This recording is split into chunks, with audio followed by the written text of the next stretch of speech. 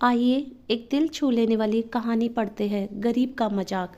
एक बार की बात है, एक बार एक अध्यापक एक संपन्न परिवार के शिष्य के साथ कहीं जा रहे थे।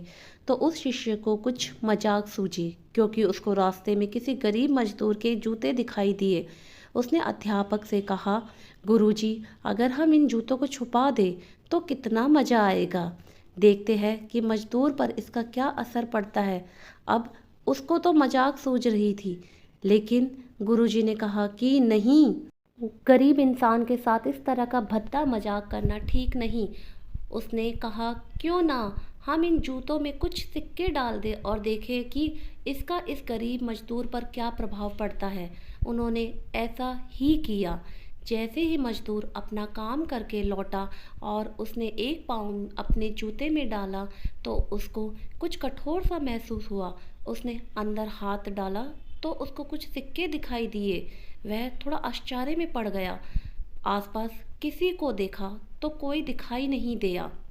वापस उसने दूसरा पैर अपने जूते में डाला और वापस उसको उसमें कुछ सिक्के दिखाई दिए।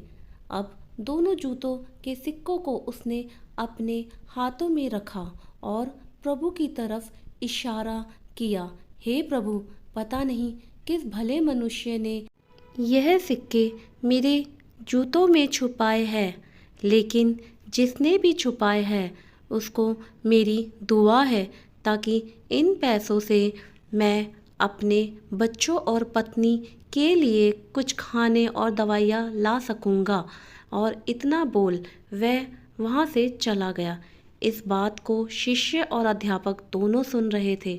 अब अध्यापक ने शिष्य से पूछा कि अब तुम मुझे बताओ कि तुम्हें कैसा महसूस हुआ, तुम्हारी पहले वाली मजाक या मेरा यह तरीका।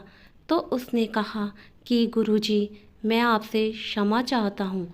अब मुझे समझ आ गया कि सच्ची खुशी किस चीज़ में है। जब हम किसी का मजाक उड़ाते हैं तो हमें कुछ पल का आनंद मिलता है, लेकिन इससे हमें बद्दुआ मिलती है। लेकिन अगर हम किसी की मुश्किल परिस्थिति में मदद करते हैं और जिसकी भी हम मदद करते हैं उसको भी नहीं पता कि हमने उसकी मदद की है, लेकिन अंदर ही अंदर हमें पता है कि हमने उस इंसान की मदद की है।